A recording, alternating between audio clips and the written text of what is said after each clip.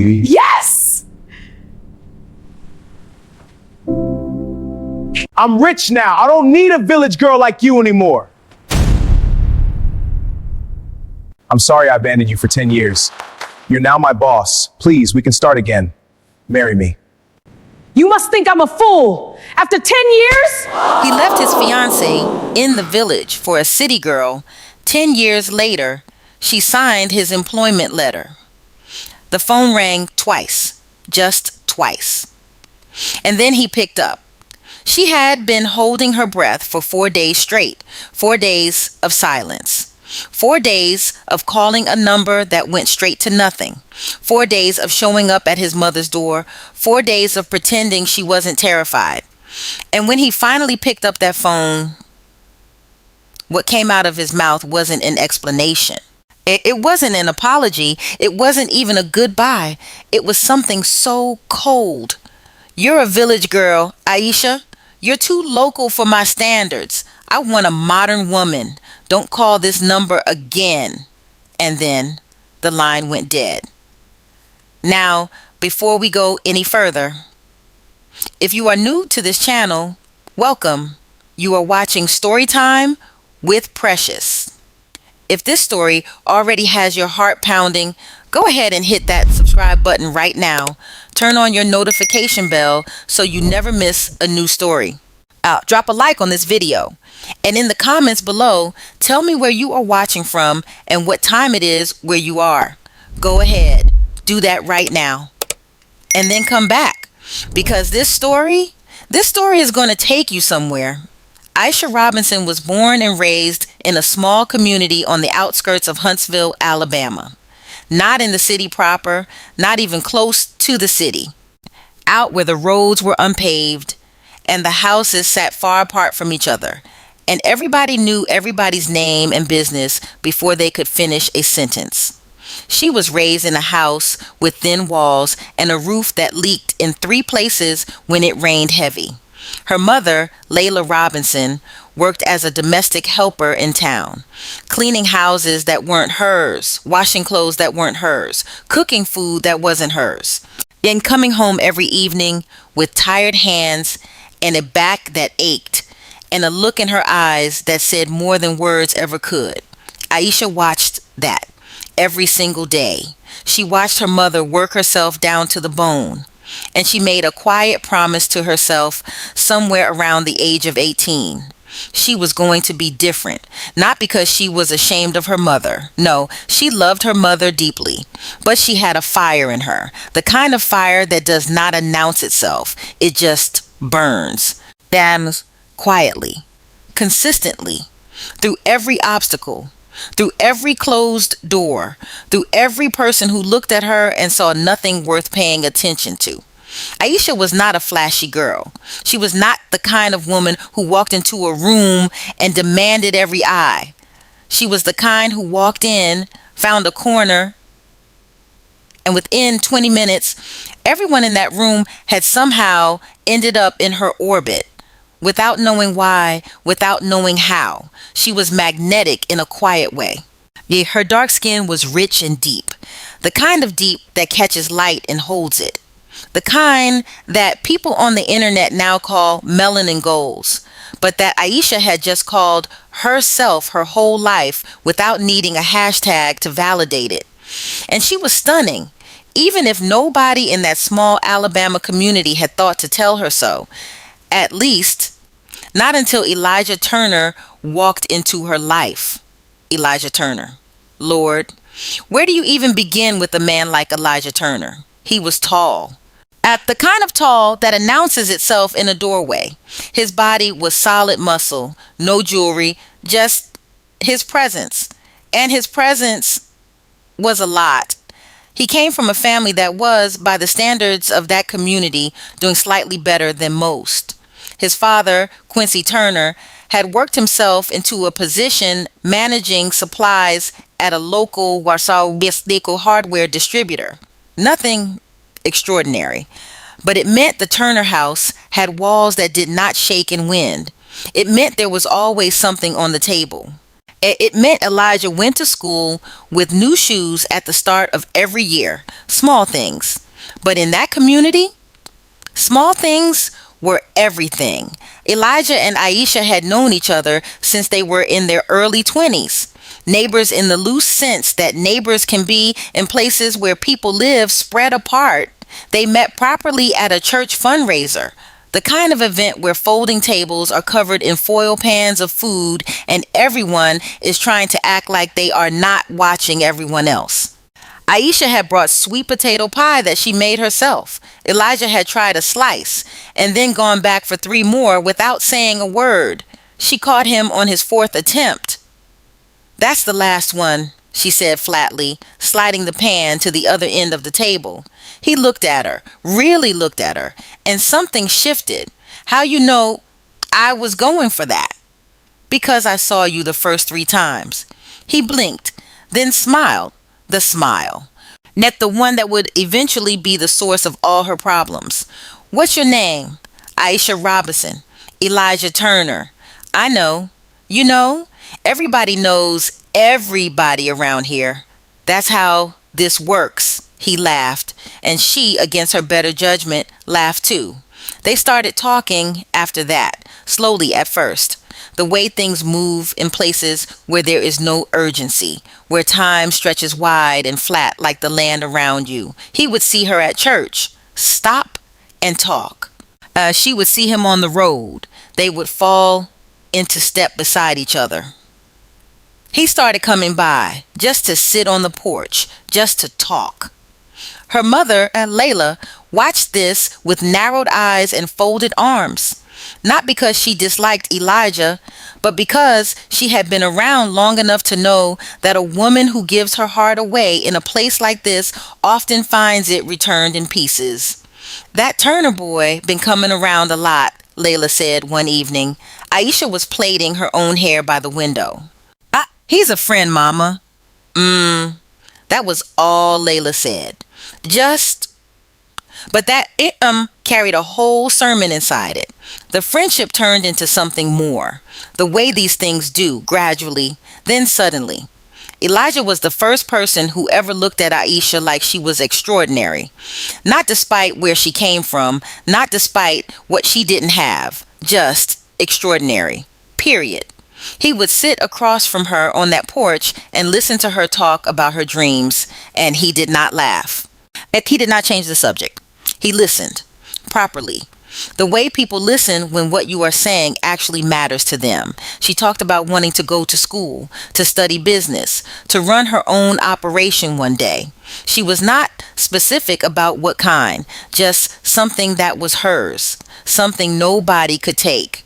He talked about wanting stability, a good job, a house that was built right, a life that did not feel like it was held together with tape and prayers.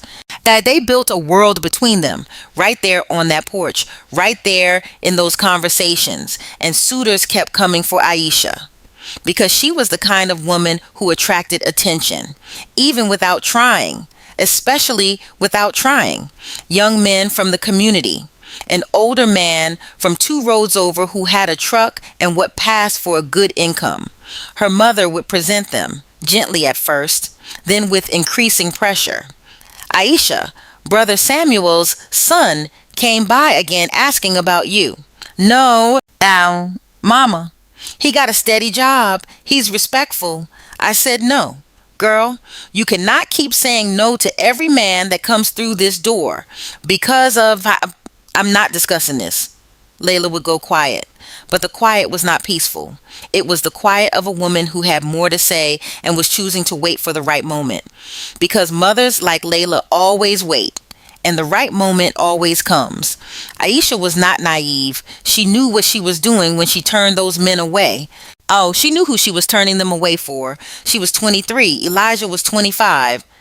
And they had something between them that felt like it was built from real material. Not the paper thin thing that most relationships in that community were made of. Something dense. Something that held weight. They talked about the future, often, seriously. Aisha had learned to do hair on the side. A few neighbors, a few women from church. She was saving what she could. Every note, every coin. Young Elijah was working with his father, part-time, also saving. And then one Sunday evening, he came to the house, dressed neater than she had ever seen him, pressed shirt, shoes that had been shined. Her mother opened the door and looked at him, then looked back at Aisha, then back at him. "Evening, Miss Robinson." "Evening, Elijah." There was a pause, a very loaded pause. "Can I come in?" Layla stepped back. Let him through. Aisha was in the kitchen. She heard the knock. She heard her mother. Yeah, she came out wiping her hands on a cloth and stopped because Elijah Turner was standing in the middle of their small sitting room with a small box in his hand. Not fancy. The box was not fancy. It was simple, worn at the corner like it had been handled 100 times. But inside that box was a ring, small, modest, but real. He looked at her, and she looked at him, and Layla quietly left the room. Aisha? Elijah? You know I'm not good at speeches. I know. So I'm just going to say it plain. I want you. I want to build something with you. For real this time. Not just talking about it. I want to make it official. Will you? Yes. He stopped. I didn't finish. I know. Yes. He exhaled, long and slow, like he had been holding that breath for months. He put the ring on her finger. It fit perfectly. She didn't know if she was shaking or if the whole house was shaking. From the back room, she heard her mother crying, whether from joy or grief or some complicated mixture of both. Aisha did not know. She was too busy holding Elijah's hands and feeling like the whole world had finally settled into the right shape. They planned. Oh, they planned. The way people who don't have much plan when they are full of hope. Every detail, every conversation, where they would live, how they would save, when the wedding would happen, once there was enough money. This, they said, once they had enough. Because that was the only thing standing between them and everything they wanted. Just money, just time, just a little more patience. They could wait. They had each other. That was enough to wait on, or so Aisha believed. And then Damon Mitchell came back to town. Damon Mitchell, Elijah's childhood best friend, the one who had left 2 years prior, gone to Chicago, gone chasing something bigger. And when he came back to Huntsville, he came back different. He had a way about him now, a shine. Not the shine of actual wealth, necessarily, but the shine of a man who had seen things, who had been places, who had tasted something other than where he started. He drove up in a rented car, nicer than anything that came down that road regularly, wearing clothes that fit different. And Elijah was transfixed, the way men sometimes are when their best friend shows up looking like a different version of what they always wanted to become. Now, they sat together for a whole day, Damon talking, Elijah listening. Damon pulled out his phone, showed Elijah pictures, the buildings, the streets, the lifestyle, the women. Chicago looked like another world, and it was being presented like an invitation. "Man," Damon said, leaning back, stretching his arms out like he owned the space around him. "You are wasting yourself out here. Come back with me." Elijah shifted. "I just got engaged, Damon." Damon waved his hand, one dismissive wave, like Elijah had just said something minor, like the engagement ring and the plans and the promises and the future they had been building were just an inconvenience. "Forget that. You're what? 25? You haven't even lived yet." "I love her, man." "You love the idea of settling. That's what it is. Nobody our age should be thinking about marrying some local girl and staying stuck out here. Come see what else is out there. If it's meant to be, Matt, it'll still be there when you figure out what you want." Elijah was quiet. You could see it working in him, the way dangerous ideas work in a man who hasn't yet learned to trust his own values over someone else's vision. "She's more than a local girl," he said, but his voice was smaller than it should have been. I'm sure she's great, Damon said, smiling, easy, but great and right for your whole life are two different things. Just come see, just look. You don't have to decide anything right now. Elijah did not answer that day. He went home. He sat with it. And that was the mistake. Not the sitting with it alone, without Aisha. Without telling her that a doubt had been planted, without giving her the chance to speak to it. He kept it inside. And inside, the seed that Damon Mitchell had planted found soil. 2 days. That was all it took. 2 days of Damon's presence. 2 days of pictures and stories. There are 2 days of a man whispering to Elijah Turner that he was worth more than where he stood. And Elijah Turner made his choice. He did not come to Aisha's house. He did not pick up his phone and call her. He did not send word through anyone. He simply left, packed what he needed, got in Damon's car, and was gone before the sun was fully up on a Tuesday morning. Aisha did not know something was wrong immediately. That was the cruelest part. She thought maybe he was busy. Maybe something had come up with work. Maybe Damon's visit had pulled him into things. She gave it a day, tried his phone. It rang out. She tried again. Nothing. 2 days passed. The worry started to build. On the third day, she walked to the Turner house. His mother, a round-faced woman named Evelyn Turner, came to the door. Miss Evelyn, have you seen Elijah? I haven't been able to reach him. Evelyn Turner looked at a spot just past Aisha's shoulder. He went away for work. If something came up fast. Could be a long time before he's back. That's all she said. No more, no less. Aisha stood on that doorstep for another moment. Something was wrong. She said thank you, walked home, sat on the edge of her bed, tried his number one more time. Once, twice, and on the third try, the line connected. There was a pause, the kind of pause that has a decision in it. Elijah? No response, just the sound of someone breathing. Elijah, it's me. It's Aisha. Yeah, please talk to me. And then he spoke, and his voice was flat. Aisha? Where are you? What is happening? Your mother said work. I'm not coming back. Silence. What? I'm in Chicago. I'm staying. I should have said something, but it would have just made it harder. Elijah, you're a poor local girl. That's not what I want anymore. I want someone modern, someone who fits the life I'm trying to build. Don't call this number again. And he hung up. Just like that, he hung up. The sound of the dial tone, that empty electrical hum, that was the sound of her entire world collapsing. Aisha sat there, phone in her hand, bare feet on the floor. The Alabama heat doing nothing because she could not feel warmth anymore. She could not feel anything anymore. She sat there for a long time, just sat. The news traveled, because news in small communities always travels. It does not need to be announced. It seeps through walls. It moves through the air between houses. By the next morning, people were talking. By the following morning, they were talking louder. A man had abandoned his fiancé. A woman had been left.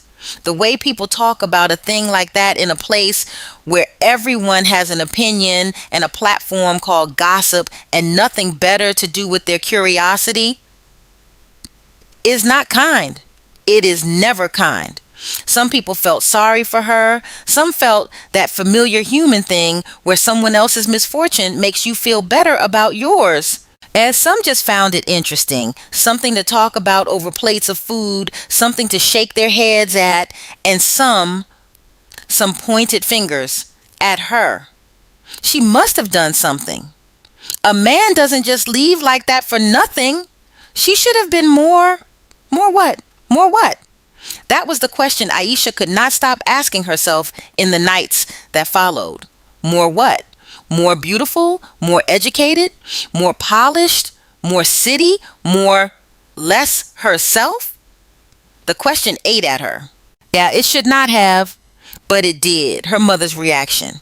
That was the second blow. Layla Robinson came home that evening. She had heard. Of course she had heard. She walked through the door and looked at Aisha sitting at the table. Aisha looked back at her, and for a moment, neither of them said anything. Then Layla's face changed. And it was not the face of a mother whose heart was breaking for her daughter. It was the face of a woman whose fear had curdled into anger. And that anger was looking for somewhere to land. I told you, Layla said, her voice low, almost a hiss. Mama. I told you, Aisha. I told you not to put all of yourself in one man. I told you to talk to brother Caleb's son, to at least consider back. Mama, please. And now?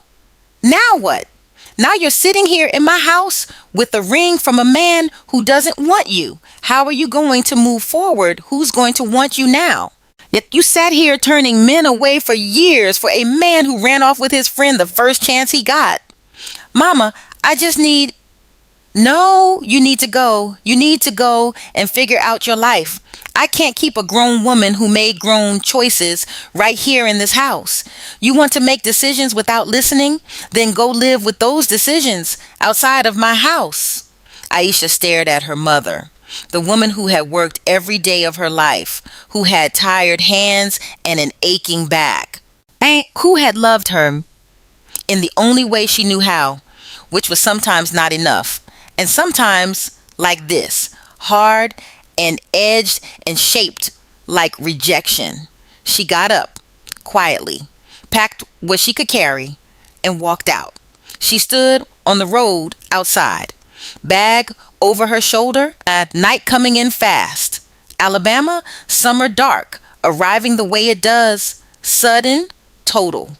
The stars appearing all at once like they'd been waiting for the light to step aside. She had nowhere to go, no money, no plan.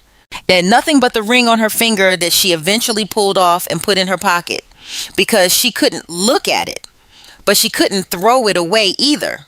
Not yet. She started walking, not toward anything, just away, because staying still felt like defeat. And Aisha Robinson, whatever else she was not someone who could sit still in defeat. She slept in the corner of the small community church that night. A kind deacon found her in the morning, did not ask questions. I just left a wrapped plate of food and a folded blanket. Small mercy. The kind that keeps you alive when everything else has peeled away. She spent 3 nights in that church, then a few nights against the outside wall of the small hardware store down the road, which sounds unthinkable, and it was unthinkable, but the alternative was to crumble, and crumbling was not something Aisha Robinson's body knew how to do, not fully, not all the way. She was walking down the main road one morning, exhausted, hungry, dusty from sleeping outside, still moving, because that was all she knew how to do. A car slowed beside her. She kept walking. The window rolled down. "Excuse me, you all right?" She turned. An older man, in his late 40s, maybe, clean face, kind eyes, the kind of eyes that have seen enough difficulty in the world to recognize it in someone else without being afraid of it. His name, she would later learn, that was Caleb Douglas. She did not know that yet. All she knew was that he was looking at her with concern that felt genuine, not predatory, not curious, genuine. "I'm fine," she said, "because that is what you say, even when you are not. You don't look fine, if you don't mind me saying so. You look like you haven't eaten." She could not argue with that. He reached into the glove box, pulled out a small envelope. "I don't know your situation, and I'm not asking, but there is some money in here. Please use it for yourself, for food, whatever you need." She looked at the envelope, then at him. Every warning she had ever been given about accepting things from strangers sat in the back of her mind. But there is a difference between a warning and a truth, and her body was desperately, genuinely in need. She took the envelope. "Thank you," she said. Her voice cracked just slightly. He nodded. drove away. She stood there holding that envelope, opened it. There was more inside than she expected. Not a fortune, but enough. Enough to eat, enough to think, enough to make a next step. She sat on the curb, pulled her knees up, held the envelope in both hands, and she thought. She thought hard. And what she thought was this: she could not stay here. This community, this road, this place where everyone knew her name and her story and where she slept and what she had lost. She had to move. She had to go somewhere bigger. Like somewhere she could start from zero without the weight of everyone's eyes. Somewhere she could be who she was going to become without the shadow of who she used to be following her everywhere she went. She made that decision right there on that curb in the Alabama sun with a stranger's kindness in her hands, and she never looked back. Getting out of Huntsville and into Birmingham was not easy, but it was not impossible. And Aisha Robinson had already proven she could survive impossible. And she got there on a bus, one bag, one pocket with what remained of Caleb Douglas's money after she had eaten her first real meal in days. One mind full of plans and zero connections to execute any of them. Birmingham was not Chicago. It was not New York. But to someone who had spent her whole life on an unpaved road outside Huntsville, it was enormous, loud, moving, indifferent in the way that cities are indifferent. Nobody knew her name. Nobody knew her story. As nobody looked at her with pity or judgment or that particular expression that sits somewhere between sympathy and satisfaction. She was nobody here, a nobody. For the first time in her life, felt like freedom. She found a room, barely a room, more like a sectioned off space in a building where the landlord asked minimal questions as long as minimal rent arrived on time. She paid the first 2 weeks from what she had. Then she had to find work. Fast. She was not too proud. That was the thing about Aisha. She was never too proud. Pride was a luxury for people who had cushion. She had neither. So she moved. The first job she got was cleaning, a commercial cleaning company that serviced office buildings downtown. Night shifts, 4:30 in the morning until 8. The work was physical, demanding, invisible, the kind of work people do not think about until it isn't done. Floors that shine, bathrooms that smell clean, trash that disappears as if by magic. Aisha was thorough because thoroughness was the only thing she had that was entirely hers. Nobody could question her work. Nobody could find fault with how she moved through a room with her supplies. She cleaned with the same attention she gave everything. Total. Complete. You would not find a missed corner. You would not find a streak on the glass. You would not find a surface she had forgotten. The supervisor noticed, said nothing at first, just watched. Then, 3 weeks in, said, "Shumdandim, you're good. Thank you." Most people rush through. You don't. Because if you rush, you have to do it again. The supervisor nodded. That was a conversation. Simple, but it stayed. While she cleaned buildings in the early hours, she picked up a second job, a receptionist position at a small medical practice. Part-time, 2 days a week, checking people in, filing, answering the phone, learning the rhythms of an office, how to talk to people who were nervous. Yes, how to manage schedules that were always fighting with themselves, how to be the calm face of a place that dealt in anxious situations. And then, on weekends, she delivered for a local grocery and meal service, getting up early, loading a car, navigating addresses, managing time. 3 jobs, all part-time, all demanding different things from her, all adding up to just barely enough. But just barely enough was more than she had before. She worked, she slept, she saved, she worked again. This was her life for the first stretch. No socializing, no entertainment, no wasted moments. Because she had learned that moments were currency. and she had spent enough of them on things that had not returned what they cost. She was not bitter, or not entirely. She was strategic.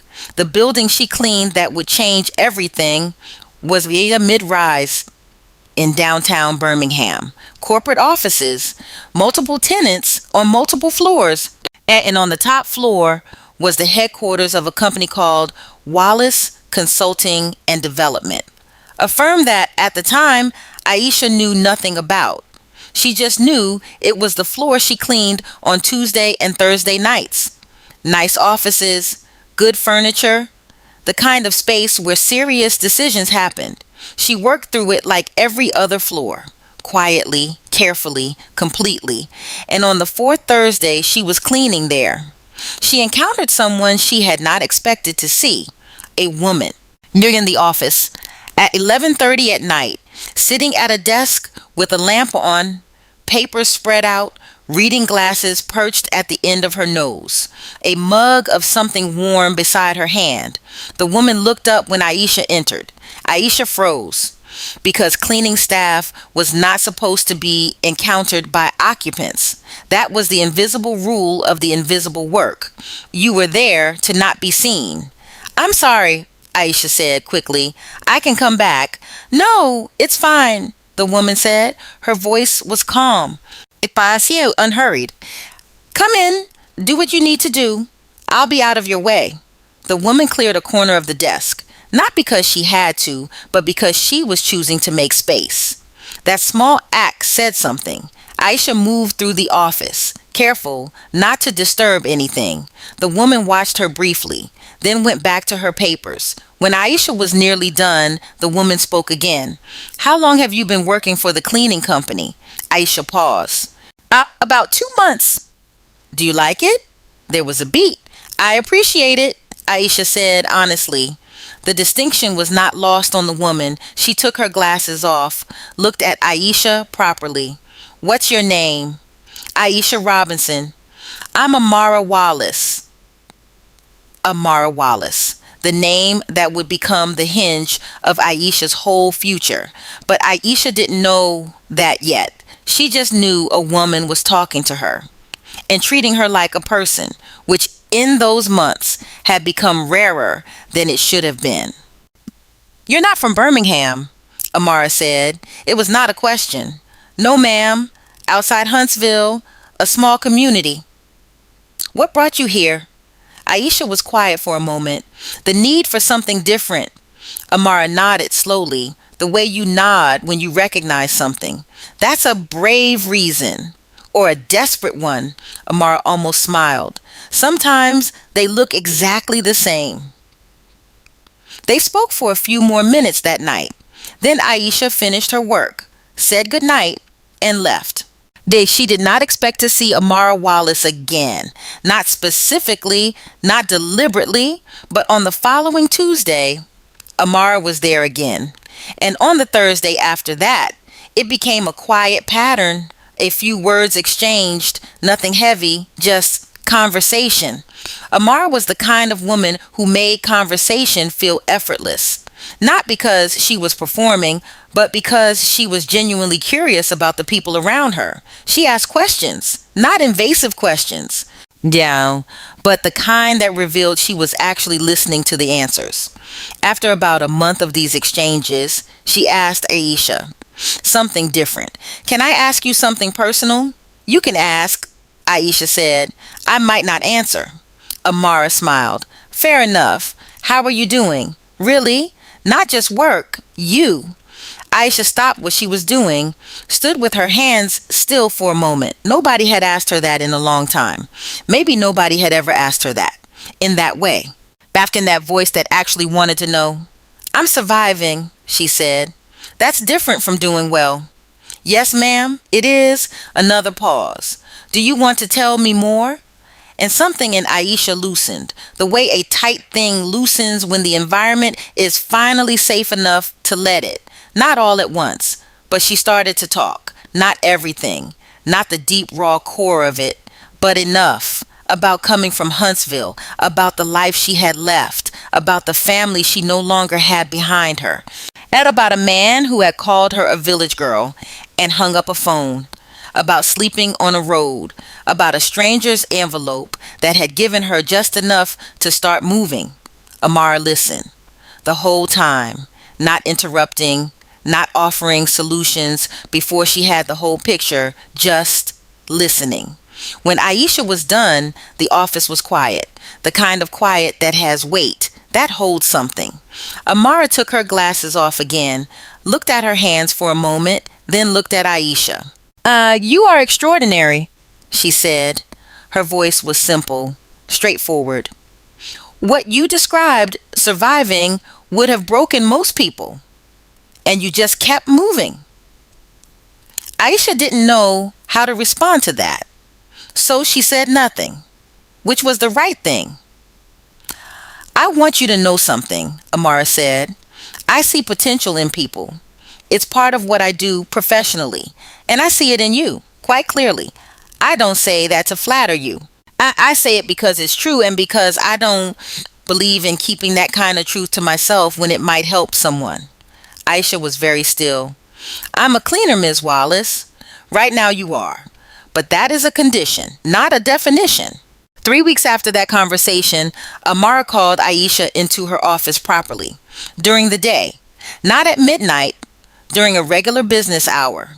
Aisha walked into Wallace Consulting and Development in the clothes she owned that were the nicest she had access to. Nothing fancy, but clean, pressed, careful. Amara was behind her desk. She rose when Aisha came in, offered her the chair across from her, treated her like a guest. Thank you for coming in, Amara said.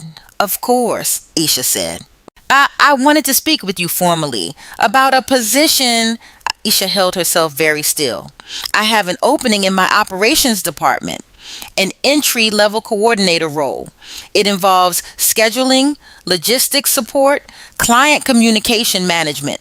The salary is modest but fair, and there is room to grow, a great deal of room if the person is motivated. Aisha blinked.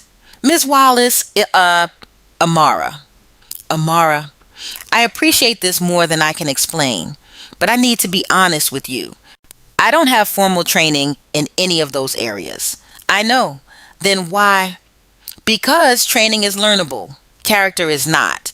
And what I've observed in the past 2 months of watching you work in this building has told me more about your character than any degree would. You are meticulous. You are consistent. You don't cut corners even when no one is watching. You are honest, including about your own limitations, which is the hardest thing to teach someone. Most people cannot be taught that they either have it or they spend their whole career pretending they don't need it. You have it. Aisha sat with that, processed it. The cleaning work, Aisha said. I still have the other jobs. I need those for rent. This position will cover your rent and then some. You won't need the others, but I want you to take your time with this decision. Don't feel pressured. Aisha looked at Amara Wallace, this woman who had met her in the middle of the night in an office she was cleaning, who had asked her real questions and listened to real answers, who had then done the most unusual, generous, honest thing, offered her a chance, not out of pity, out of observation, out of genuine belief. I don't need time, Aisha said. I'll take it. Now, while all of this was happening, while Aisha Robinson was putting herself back together piece by piece in Birmingham, something very different was happening in Chicago, because Elijah Turner's story was not done. It was just running in a different direction. And as is the way with directions chosen for the wrong reasons, it was heading somewhere that felt like freedom, but was actually a dead end dressed up nicely. Elijah had arrived in Chicago with Damon Mitchell and found it exactly as advertised. Big, loud, fast, overwhelming in the most exciting way possible. He had never seen that much city, that much movement, that many people in one compressed space. He was dazzled. Yet the way a man from a small Alabama community is dazzled by that particular kind of enormity. He had stayed with Damon initially, got a job, something entry level at a warehouse. Nothing spectacular, but he was in Chicago. And in his mind, Chicago itself was the point. He was meeting people, going out, experiencing things he had never experienced. And then he met Talia Spencer at a gathering at someone's apartment, someone Damon knew, someone who knew someone. Yet the way you meet people in cities, through chains of connection that start somewhere else entirely. Talia Spencer walked into that apartment and Elijah Turner felt his thinking stop completely. She was tall. Everything about her was architectural, like she had been designed with intention. Her platinum blonde blunt bob sat precisely at her jaw. Her light brown skin was smooth. Her face was sharp. All angles and precision, a gaze that made you feel like you were being evaluated. Sure, she wore a fitted dress and statement earrings that caught light every time she moved. A small handbag that probably cost more than Elijah made in 2 weeks. She moved through that apartment like it was hers, or like she didn't care whether it was. Either way, the confidence was real, or at least convincingly performed. Elijah was drawn immediately, the way moths are drawn. You've probably heard the end of that particular metaphor. He approached her. She looked at him. He spoke. She responded. And there was something in the exchange, not the warmth of what he had with Aisha, nothing like that, but a spark. The spark of proximity to something unfamiliar, something polished, something that looked like what he had imagined wanting when he was sitting in Alabama feeling small. They exchanged numbers, started talking, and Elijah, who had abandoned his fiancé in Huntsville because he wanted something more modern, had found his modern. Now, whether it was right for him was a different question entirely, a question he was not asking yet, because the view from where he was standing was too dazzling for questions. Talia Spencer was not, on the surface, a bad person, but she was not the person Elijah imagined she was. She came from money. Her family had a comfortable life, and she lived within that comfort with the ease of someone who had never had to construct it for themselves. She was not unkind, but she was used to things being a certain way, used to environments of a particular quality, used to men who performed for her, who tried hard, who brought their best version of themselves to every interaction. She liked Elijah because he was attractive, because he had a quality she could not name, but that she felt. Something solid, something real that most of the men around her lacked, because most of the men around her were performing the same way she was. But she also liked the dynamic of being the one who had more, of being the one who knew the city, who knew how things worked, who could open doors and drop names and navigate systems that Elijah was just discovering. She liked that he needed her knowledge. She did not think deeply about whether she needed him and Elijah. Elijah walked into this with his eyes wide open to all the wrong things. He saw Talia. He saw her life. He saw what proximity to her lifestyle looked like. Smell.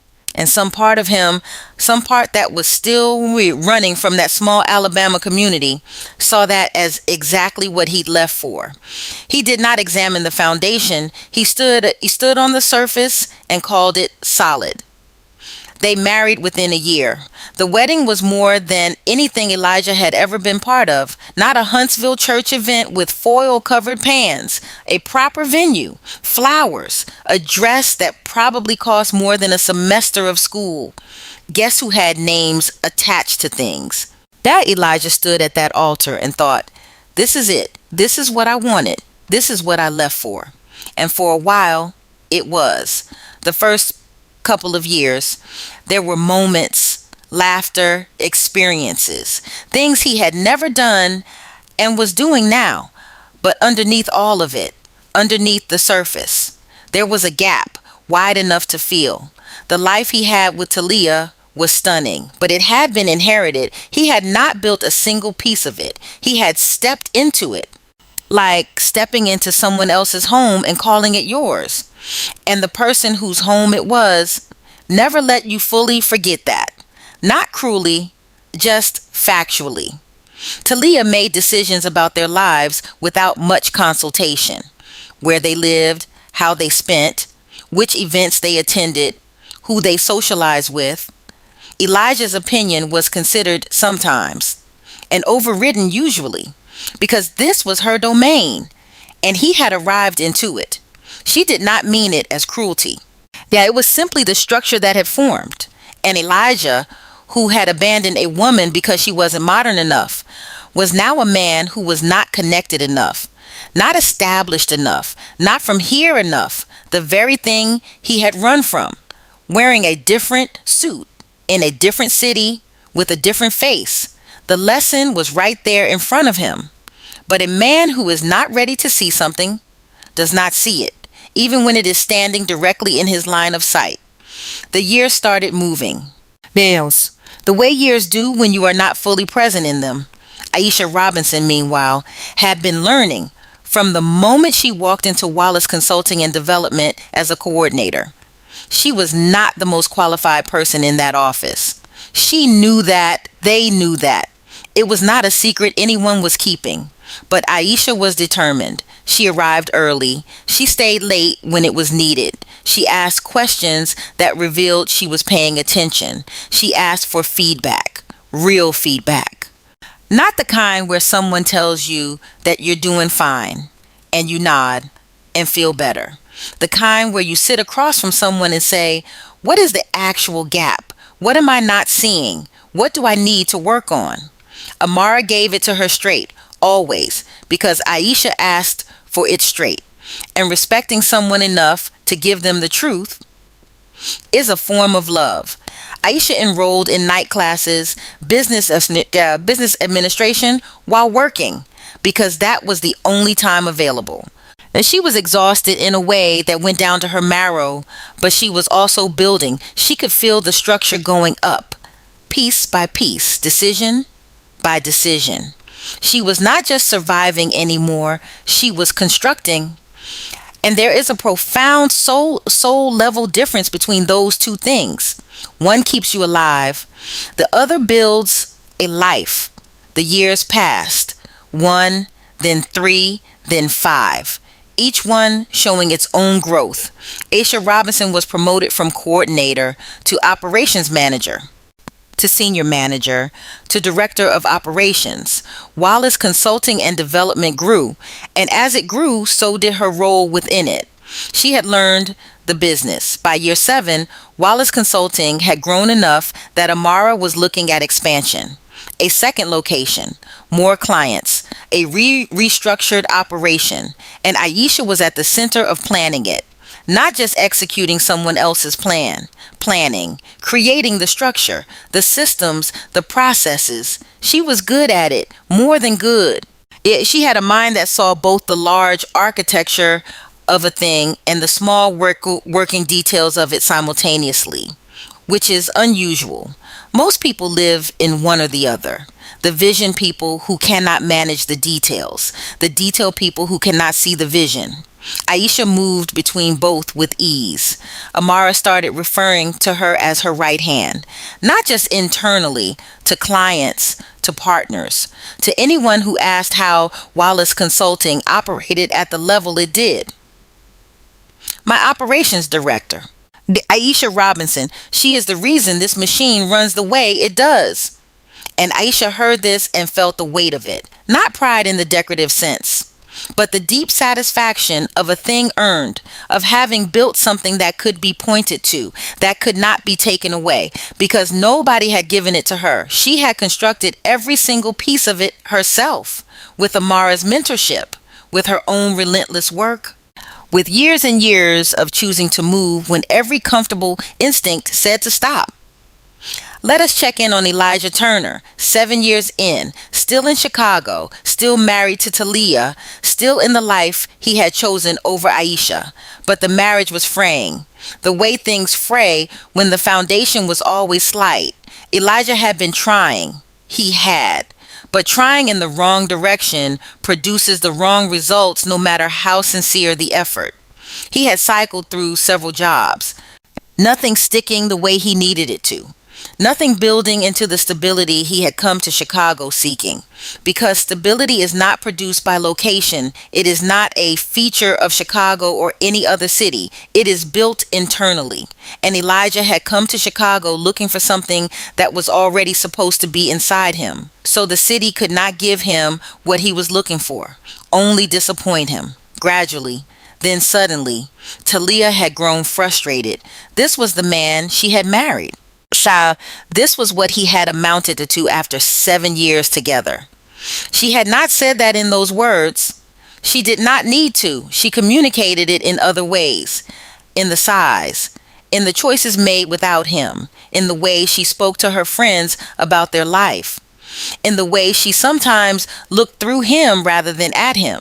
Elijah felt it, and felt it, and felt it, and said nothing. Because pride is sometimes louder than honesty. And admitting that the life he had abandoned everything for was not what he thought it was the hardest sentence he could imagine saying, even to himself. So he didn't say it. He just kept going, day by day, on the inside of a life that no longer fit right, knowing somewhere underneath the silence that he had made the wrong choice, and not knowing what to do with that knowledge. By year 8, Damon Mitchell had drifted. Yet the way best friends can drift when the foundation of the friendship was always a shared desire to be somewhere else. Once you're somewhere else, the friendship doesn't always know what to do with itself. Damon had his own life, his own complications. He and Elijah still spoke, sometimes, but it was not the same. It was not the friendship of men who had grown together. It was the friendship of men who had once been close and were now politely maintaining the memory of that. Elijah was quietly, alone, not without people around him, but alone in the particular way that comes from being surrounded by your choices and not being able to look directly at them. And somewhere in that loneliness, he thought about Aisha. He did not think about her with the specificity of a man planning something. Not at first, just flashes, the way she laughed, the way she would say something direct and then not elaborate because she did not feel the need to. The way she made sweet potato pie and would not let him have the last slice. The way she had said yes before he could finish his sentence. How had he looked at that and thought, not enough? How had he sat across from that woman, that extraordinary, complicated, real woman, and decided a flat, cold voice on the phone was the right thing to leave her with? He knew the answer. He had been a fool, a young fool who had confused someone else's shine for his own purpose. And fools, when they wake up, cannot undo the sleeping. They can only decide what to do next. The question was what he decided. And then came year 10. The company had grown to the point where they were hiring significantly across multiple departments, and part of Aisha's expanded role was sitting on the oversight committee for new hires, not conducting every interview. There were managers and department heads who handled that, but her role involved reviewing the candidates who had passed the process, seeing the final decisions, signing off on employment agreements, stamping the letters that made it official. She was the signature. She was the authority. She was the one whose name on a document meant this person is in on a particular Tuesday morning. The hiring manager for the logistics division came to Aisha's office with a folder. "We've got 4 who cleared the final round," he said. "All strong candidates. I just need your sign off." He placed the folder on her desk. She opened it.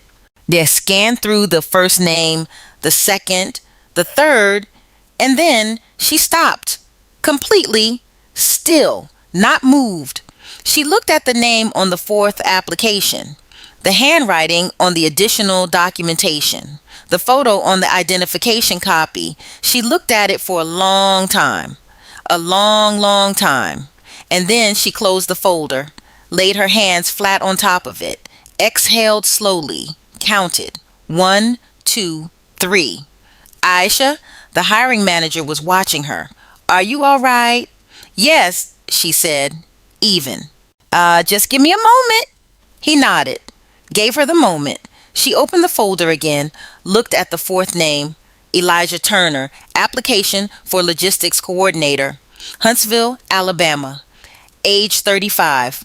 10 years had passed, but the face in the photo was his.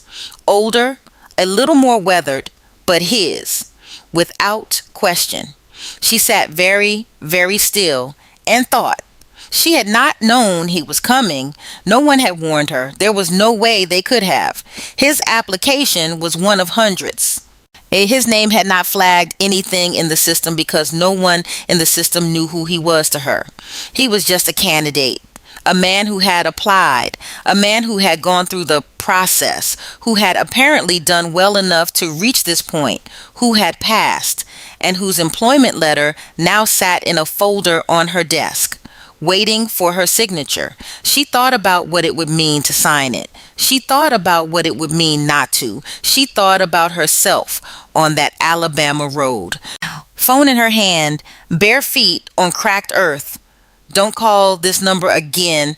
She thought about the church floor, about the stranger's envelope, about Birmingham, about Amara, about all of it. And then she picked up her pen and she signed the letter, all four of them, because that was her job, and she was not going to compromise her integrity, not for Elijah Turner, not for anyone. She handed the folder back to the hiring manager. "Process them," she said. Her voice was steady. "Of course." "Thank you, Aisha." He left. She sat in her office alone, and for the first time in a long time, she went somewhere private inside herself and let herself feel something. Not grief, not anger, something closer to astonishment at the particular design of what she was living, that of all the companies, all the cities, all the applications, and all the hiring rounds in this entire state. Elijah Turner had ended up here at a company she ran with a letter she had signed. Life, she thought, Dakios, life has a way. She did not let him see her, not immediately. He started in his position, in the logistics department, 2 floors below her. He had no reason to know who ran operations, no reason to look up the chain with particular interests. He was new, he was learning, he was doing his job. She knew he was in the building, the way you sometimes know without direct information. She knew. But she said nothing, did nothing. Let the days pass. Let him settle in. Let him become just another employee in a building full of people who had no idea about the history moving around them. Amara, however, Amara came. About 2 weeks after Elijah started, Amara came to visit the main office. This was not unusual. Amara made a point of maintaining presence at both locations, of not becoming a distant figure. She arrived in the morning, made her rounds, spent time with department heads, sat in on a couple of meetings, and eventually made her way to Aisha's office, which was where she always ended up. This was their space, the place where they spoke freely, where business became genuine conversation, where the years of what they built together could breathe. Amara sat down. They talked about the expansion, about client developments, about a couple of staffing matters that needed strategic thought. And then Amara mentioned casually, "I passed through logistics on my way up. Seems like the new hire is settling in well." Aisha nodded. Early signs are positive." Amara looked at her. Amara had a particular look, the look of someone who sees more than they say, who notices the space between words. "Are you all right?" "I'm fine." "You've been slightly different the past few weeks, not noticeably to most people, but I notice." Aisha was quiet. Then, "The logistics coordinator, the new one you just mentioned." "Yes?" "I know him, from Huntsville." Amara was very still. "The man you told me about?" "All those years ago?" "Yes." Amara did not rush to speak. That was something Aisha had always appreciated about her. She took her time. She sat with things before she responded to them. "And you signed his employment letter?" "Yes." "Without telling anyone?" It wasn't relevant to his qualifications. He passed the process. The position is his based on merit.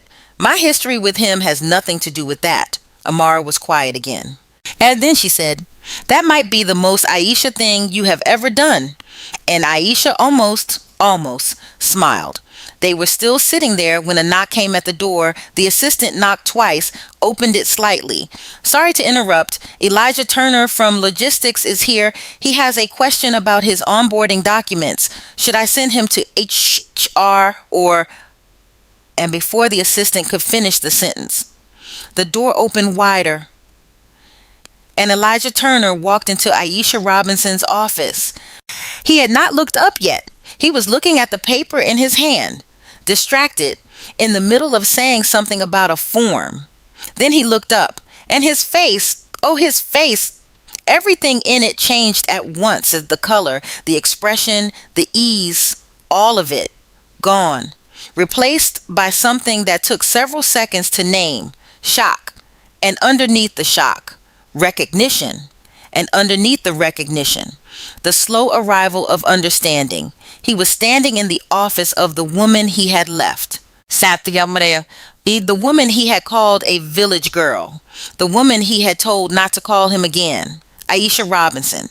Sitting behind a desk that was large and clean and full of the organized evidence of authority, looking at him, and her face was not shocked. Her face was not pained. Her face was composed, because she had already had her moment. She had already processed the arrival of his name in that folder. She had already gone through the astonishment alone, in private, at the way she did everything important.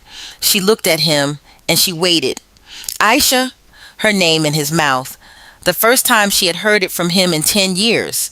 It landed strangely, not with pain, more with the weight of something long stored. "Elijah," she said, simply.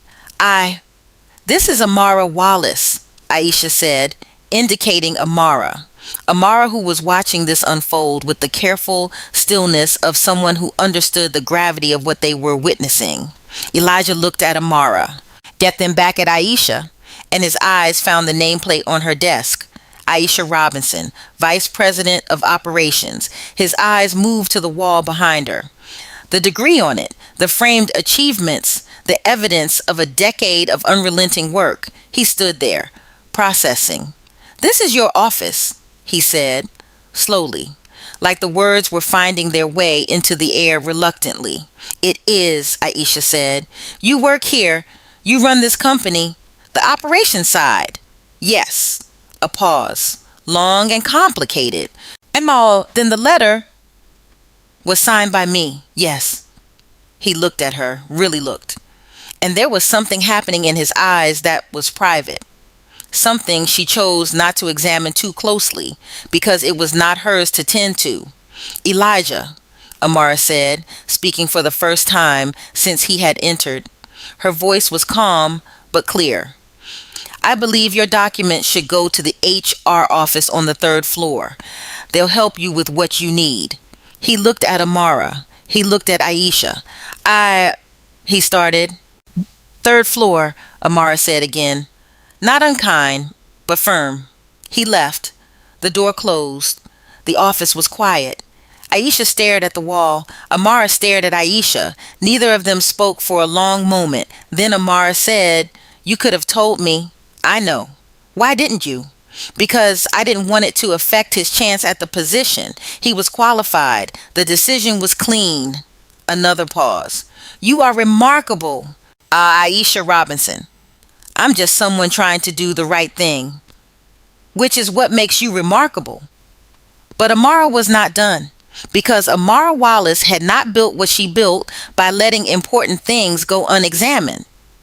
And what had just walked through that door was important, not just because of the history, but because of what the history said about Elijah, about where he had come from, about why he was in Birmingham, yet about why a man from Chicago with a background that had nothing to do with the city was standing in this particular building.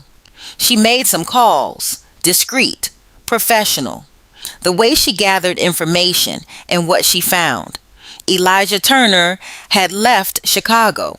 The marriage to Talia Spencer was over, had been over in practical terms for the better part of 2 years. The formal end had come about 8 months ago. She had asked him to leave, not cruelly, but with the finality of a woman who had decided. And her decision was not reversible. He had gone back to Alabama, to Huntsville, stayed with his mother for a few months, and then started applying for work across the state. He had found the Wallace consulting position in Birmingham, had applied, had gone through the process, had gotten the job. He did not know Aisha was there, or if he had somehow found out, if that had been part of the calculation. Amara didn't know. But she intended to understand, because the woman sitting in that office, the woman she had found cleaning floors at midnight, the woman who had built herself into something extraordinary, deserved for the people around her to pay attention to what was happening in her orbit. And Amara Wallace paid attention. That evening, Amara told Aisha what she had found out about the marriage ending, about the return to Alabama, about the chain of events that had brought Elijah here. Aisha listened, now without expression. When Amara was done, Aisha nodded. "Thank you for telling me. Are you okay?" "Yes. I know you keep saying yes, because it's the truth. I'm not celebrating it. I'm not in pain about it. I just feel the shape of it, the whole thing, the shape it has." Amara nodded. "What do you want to do?" "Nothing. For now. He's an employee. I'll be professional. That's all." Amara did not push. She trusted Aisha's judgment. She had trusted it for years. She was not going to stop now. Just know," Amara said before she left, "whatever you decide to do or not do, I'm here." Aisha nodded. "I know. Thank you for everything. Always." The following weeks were not dramatic. On the surface, Elijah Turner showed up to work, did his job, navigated the new environment. But his awareness of Aisha's presence in the building was something that worked in him constantly. He could feel it, the weight of being in a space she ran, of passing through hallways she walked, of working in a company she had helped build. Every day, every hour, was a reminder of what he had done and of what she had done with what he had left her. He had told her she was a village girl, and she had taken that village girl and made something that had a nameplate on a door, a team beneath it, an entire operational structure that ran because she said so. He would see her sometimes across the office, moving between meetings, focused, in command. She never acknowledged him specifically. She was professional, appropriate. When they were in shared spaces, she was pleasant. She was not cold, but she was not warm either. She was neutral. And somehow neutral from someone who once loved you is the most disorienting thing a person can be. And then came the day that changed the axis of everything. Elijah had been at the company for about 3 weeks when he came to work early one morning, earlier than usual. And he was in the break room getting coffee when he heard voices. He was about to round the corner when he caught something. A name, his own name. He stopped. He should not have listened, but he is human. And humans, when they hear their name in a conversation they were not invited to, tend to stay very still and pay attention. The voice was the hiring manager from logistics, talking to someone from HR. He passed the whole process clean. Strong candidate. The only thing is, you know whose letter that was? Aisha's signature on his employment doc. That's the man she was engaged to back in Alabama, the one who left her before she came here. A pause. The HR person said something low. She knew when she saw his application. She signed it anyway, gave him the position based on what he earned, didn't tell a soul. Another pause. That woman is something else. Elijah stood in that break room, coffee in hand, and the floor shifted. Not literally, but in every way that mattered. She had known. She had known it was him before he was hired. She had seen his name, his application, his face. And she had signed the letter anyway, not for him, for what was right.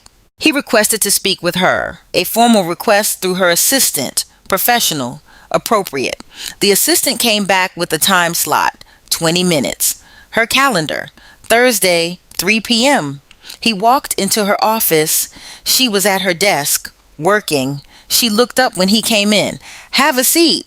He sat. She folded her hands, the same way she had always folded her hands when she was listening. He noticed that.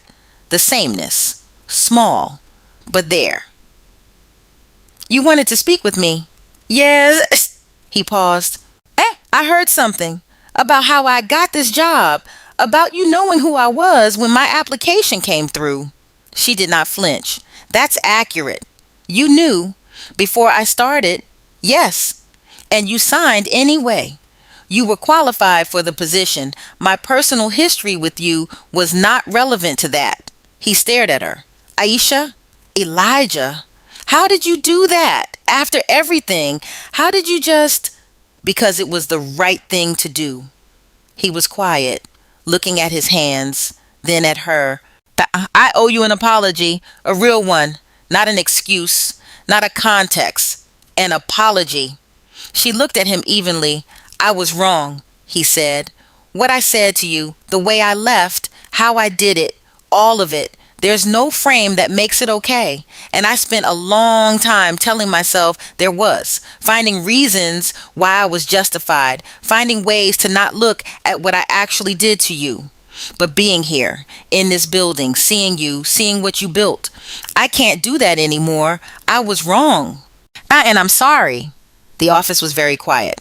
Aisha looked at him for a long moment, not softening, not hardening either, just looking. "Thank you for saying that," she said. "I hear you. Do you forgive me?" There was a pause, not theatrical, real. "I forgave you a long time ago, not for you, for myself, because carrying something that heavy was taking up space I needed for other things. But forgiving you and anything else are separate conversations." He nodded. "Hey, I understand. I think your time for this meeting is almost up," she said, not unkindly, but clearly. "Is there anything else you need from this office?" He looked at her one more time. "No," he said. "Thank you for seeing me." "Of course." He stood, started to leave, then stopped at the door, turned back. "She was right about you," he said quietly. "Who?" "Damon. He told me to leave, told me you were a village girl, and I should go see what else was out there. But the person who was really right was you. You said we'd build something. You were always going to. I just stepped out of the way." He left. She looked at the space where he had been standing, and then she went back to her work. But the story was not done, because stories like this are never done. When one conversation closes, they are always becoming something new. And what was becoming next, Aisha did not see coming, not because she wasn't paying attention, but because what was coming arrived from a direction she had not thought to watch. Elijah went home that night, whatever home was now, the temporary apartment, the life that had been reassembled from the rubble of Chicago. And he sat with the conversation, with what she had said and what she had not said, with the way she had looked at him, not with anger, not with the satisfaction of someone enjoying a reversal, just with clarity. Not like a woman who had done the hard work of understanding herself and was not going to be destabilized by his presence.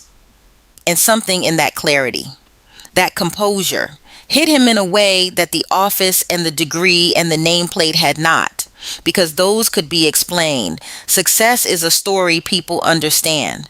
But this particular quality, this quality of having been wounded profoundly and having chosen to stay clean, of not letting the hurt turn her into someone whose next move was harm. This was not a story about success. This was a story about character. And Elijah Turner, sitting in his temporary apartment, finally looked at the full shape of what he had left. Not the village, not the road, not the small community with unpaved roads. Her. He had left her. And he had tried for 10 years to replace what was irreplaceable. He called Damon Mitchell.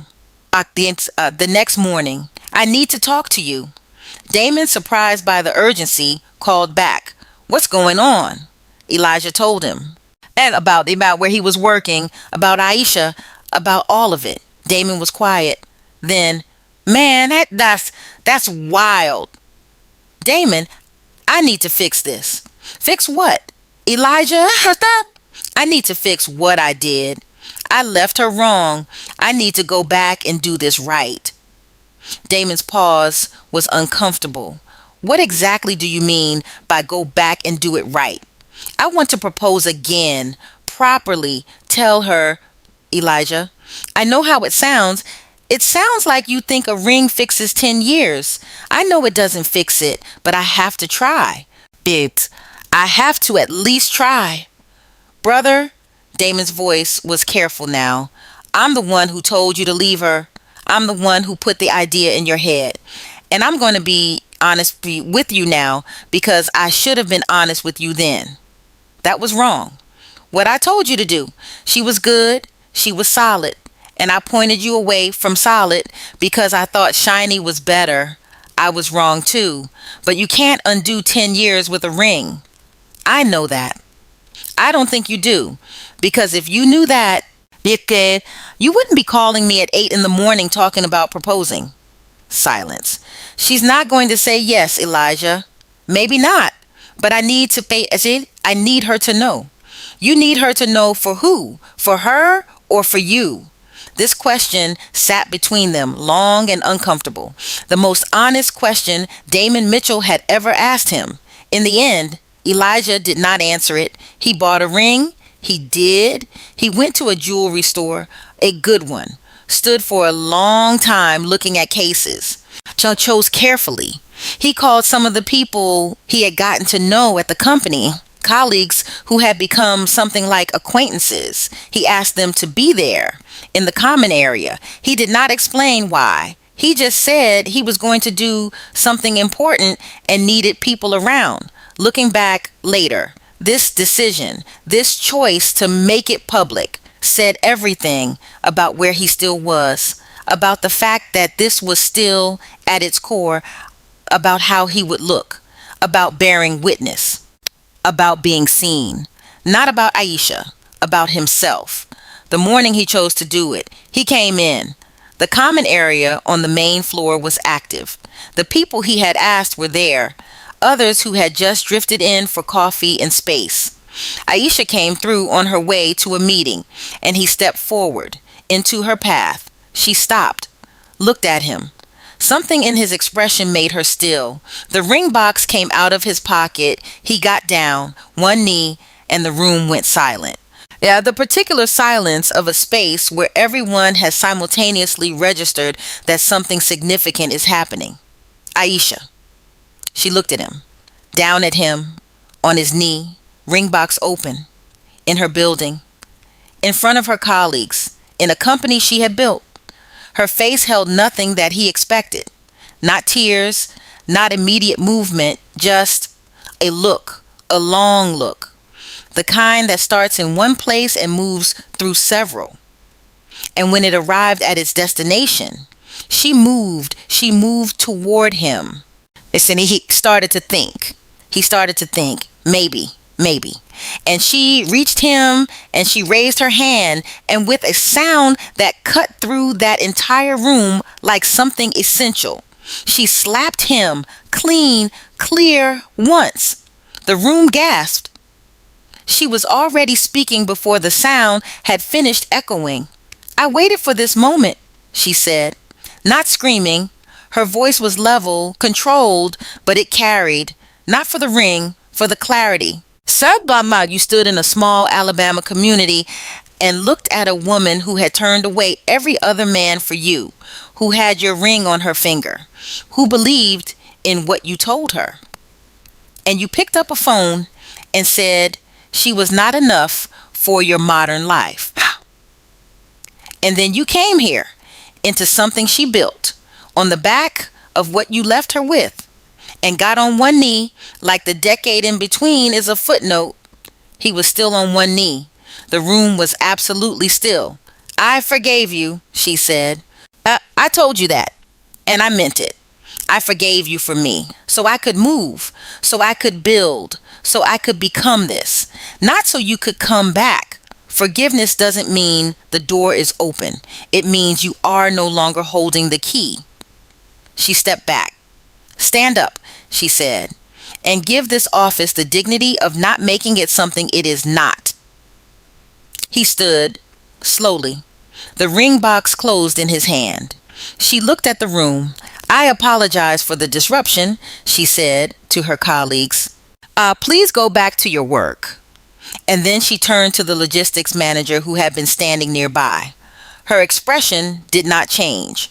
Elijah Turner's position here is terminated effective immediately. Please coordinate with HR to process the separation properly. Ensure he receives everything he's entitled to under the terms of his employment. She did not say it with rage. She said it with the same tone she used to sign employment letters: clear, final, professional. And then she walked to her meeting, on time, as though the whole thing had been a small weather event, something that came through and passed. And she was still standing. He walked out of that building, ring in his pocket, quiet following him, the security guard who held the door, the afternoon sun, the Birmingham street outside. He stood there, on the sidewalk, and something settled on him. Not punishment, not cruelty, just truth. The truth that he had been avoiding for years. That sat in his chest now, like something finally placed in its correct position. He had made choices, and those choices had consequences. And the consequences were not something anyone was going to fix for him. Not Aisha, not Damon, not a ring from a jewelry store, not a gesture. He had to go home and sit with it and decide who he was going to be on the other side of that sitting. He pulled his phone out, called Damon. The phone rang twice. Well, Damon said. Elijah didn't answer right away. "Sa, I told you," Damon said. "Yeah," Elijah said, his voice flat, not broken, just flat. "She didn't take you back." "No." "What happened?" "She slapped me. Then she fired me. Then she went to her meeting." A silence on Damon's end. Then, Elijah, "Don't." "I was going to say, I'm sorry. I'm genuinely sorry. I pointed you wrong 10 years ago, and I knew it. Somewhere I knew it. I just wasn't the kind of person yet who could say that. I'm saying it now." Elijah was quiet. "Yet, what are you going to do?" Damon asked. "I don't know, but yet whatever it is, I'm going to figure it out myself. I should have been doing that the whole time." "Yeah," Damon said. "Yeah." Word got back to Layla Robinson, the way word always gets back. Aisha had not spoken to her mother in years, not since the night she had been told to leave, not since she had packed her bag and walked into the Alabama dark with nothing but what she could carry. She had sent money regularly from Birmingham, due without announcement, without expectation of a response, because Layla was her mother, and whatever had happened between them, whatever the gap, whatever the wound, she was not going to let her mother go without, not while she had enough to give. She had never included notes, just the money, just the consistent, practical love she was capable of providing, even from a distance, even with the door closed. Layla Robinson heard about what happened at Wallace Consulting. Then about the ring and the slap and the termination, about the successful daughter who had signed the employment letter of the man who had left her, about the remarkable woman that daughter had become, about the company, the team, the degree, the mentorship program, all of it. She heard it, and she came, drove herself to Birmingham, got to Wallace Consulting, asked for Aisha Robinson at the front desk. Isha's assistant came to inform her. "There's a woman at reception. He says she's your mother." Aisha sat with that for a moment. "Thank you," she said. "I'll go down." She went down to the reception.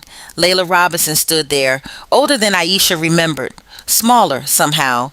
The way people who were big presences in your childhood become the right size again when you have grown into your own size. They looked at each other, mother and daughter, across the distance of years and silence and a night when a bag was packed and a door was walked through. Daisha, Layla said. Mama, Layla's face, her face of what was doing something complicated, the kind of complicated that is made of many things pressed together. Pride and guilt and grief, and the particular kind of love that never stopped even when it behaved badly. I heard, Layla said, about everything. Okay. I came to... She stopped, swallowed. I was wrong, Layla said. Her voice was rough around it, the roughness of a woman who does not say these words easily. Who perhaps has said them very rarely in her life. When I sent you out of that house, that was wrong. You had been hurt enough. And I added to it, I was afraid for you, but I showed you fear instead of support. And that was wrong. I'm sorry. Aisha looked at her mother. She did not move immediately. She sat with it, the apology, the presence of this woman, the years, all of it at once. And then she stepped forward, not running, not dramatic, just forward. And she put her arms around her mother, and Layla held her, the way mothers hold daughters when they finally get the chance again. Like something rescued, like something returned. They stood there for a while, in the lobby of a company Aisha had built. Two women from a small Alabama community on an unpaved road, reunited in the middle of all of this. But Aisha set a boundary, clearly, lovingly, but clearly, over coffee. Later that day, she said, I'm glad you came, Mama. I love you. Now, and I forgive you, but I cannot let you back into my daily life right now. Not in the way things were. What happened between us sits heavy in me still, and I need to heal that over time, not skip over it. I will keep sending money, and I will keep in touch, and in time, if we do the work, maybe we can get to somewhere closer, but I need time and honesty, and I need you to understand that. Layla nodded. She looked like she wanted to say more, but she did not. She heard what was being said. And she chose to receive it. That was not a small thing for Layla Robinson. And Aisha saw it, and it was enough. For now, it was enough. The question people ask about stories like this is always, did she find love? And it is a fair question, because love is part of what she had been robbed of, part of what had been damaged. That trust, that openness, that willingness to believe that another person would stay. And the honest answer is she did. Not in a rush, not as a closing of the wound, but as the natural continuation of a life that was full. Caleb Douglas, the man on the road with the kind eyes, who had handed her an envelope without asking any questions. She had never found out who he was. Not for years. He had been a stranger on a road, a moment of grace, a turning point. And then, about 8 years after that moment on the road, at a community development event in Huntsville, she was there for the mentorship program, speaking, connecting with organizations, doing the work she had committed to. She saw a man across the room, older than she remembered him, but unmistakably himself. The same eyes, the same face, the kind you don't forget. She crossed the room. He turned and saw her, and she watched him process it. The recognition arriving gradually. You, he said. Me, she said. The woman from the road. Yes, I never got to properly thank you what you did that day. I don't think you understand what that envelope meant. The vice. Where I am now started there, with that decision you made to stop. Caleb Douglas, who she would later learn was a retired educator, a community organizer, a man who had devoted his life to exactly the kind of work she was now doing, looked at her with those same kind eyes. What's your name? Aisha Robinson, Caleb Douglas. I know, he blinked. I looked for you, she said, after I had something to look with, but you were hard to find. I didn't stop to be found, and I just stopped because it was right. That's what made it matter. They stood there in the middle of that event. Two people who had occupied the same moment on the road, whose paths had apparently been parallel all along, without knowing, without planning, without any of the dramatic declarations that stories like to insert into things. Just two people recognizing each other in a room full of work they were both committed to, and finding that the recognition was more than just that. Mom, they married quietly, in the way that suits people who have already been through enough noise. A small gathering. Amara Wallace was there, radiantly, the kind of happy that is specific to watching someone you love find a happiness that matches them. Aisha's mother was there, sitting in the front row, not because everything was perfectly repaired, but because time and honesty and consistent effort had built something back. Not what had been, something new, more honest than before. She had more clear-eyed, and sometimes what you build the second time is stronger, because you know exactly what to reinforce and exactly what to examine before you trust it. The ceremony was short. The vows were simple. Aisha and Caleb stood facing each other, and what passed between them was not a performance.